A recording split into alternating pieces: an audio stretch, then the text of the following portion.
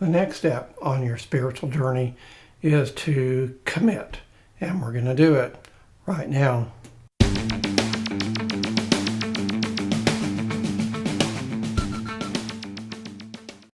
Hey, I'm author Mike Ramsey, and this is Mike Ramsey Books, where I show people how to transform their ordinary relationship with God into a spiritual one. If you haven't already subscribed, be sure and hit the red subscribe button and ring the notification bell now. The first two steps are easy. 5 minutes a day in His presence and 5 minutes a day reading His Word. This week, it gets a little harder, but you'll never experience the supernatural things of God unless you're willing to go all in. If you don't, God will seem distant to you. But it's not Him, it's you. You're the one who's distant. Now, out of His loving kindness, He may respond to you in your time of need. But don't you want more from your relationship with a supernatural entity than emergency grace? Don't you want to be able to see, and not just with your eyes? Wouldn't it be nice if you could drink generously from the cup of God's power, that is, the power of the Holy Spirit? And I'm not talking about speaking in tongues or anything like that. Ultimately, don't you want to do more with your life than what you're currently doing, more than mere mortals? As you come to understand the invisible, I think you'll find all these supernatural things, all of them will pale in comparison to your desire to know Jesus Christ in ways you have yet to realize. It's God who personally reveals Jesus Christ to you. You see, most people in the world know of Him. Most Christians know a lot about Him.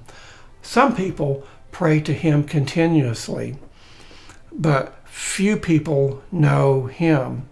And if you continue on this journey, you will. With that said, this is a decision point, a moment in time, a time to commit, but in a way you might not have done in the past. A couple of videos ago, we talked about coming into His presence when you pray. Now, when you pray, say, Lord, I commit all things in my life and in my power to you. Then ask God to reveal the things you're holding back, the things you're holding on to. Now, this is when it starts to get a little harder. As the Lord begins showing you areas in your life outside His will and He will, you must have the will to commit each of these things to Him.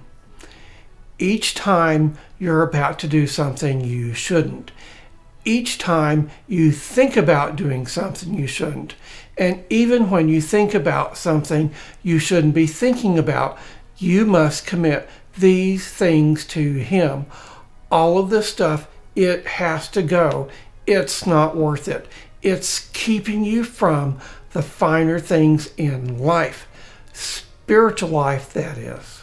Now, 3 things to keep in mind. Not me, not anyone else is able to tell you what you need to turn over to Him. It is the Holy Spirit who leads you into all truth. I tell, He shows. You ask, He shows. It is His way. It will be an extraordinary experience for you. Second, it's a process that takes time. Seeing is believing, but it takes time for you to see for yourself. If you were simply told these things, if you're like me, you'd probably forget them the next day. Or you might be incredulous or overwhelmed. But when you're shown, that is, when you're put into an unusual situation and you experience it for yourself, it is much more meaningful. But this process, this extraordinary learning experience, it takes time. You must not only be willing, you must be patient with yourself and with him. You're still in the baby pool. You must give him time. Third, a word of caution. As the Lord begins revealing these things to you, you must be very careful not to go beyond that which he shows you. Let him lead you, not you him.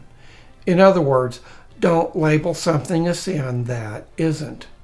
This is a dangerous trap, a wild goose chase, brought to you courtesy of the evil one. These kinds of schemes, which we'll talk more about in later videos, never end very well. Next time, next step. Can't wait until next time. Like me on Facebook and visit me at michaelramseybooks.com.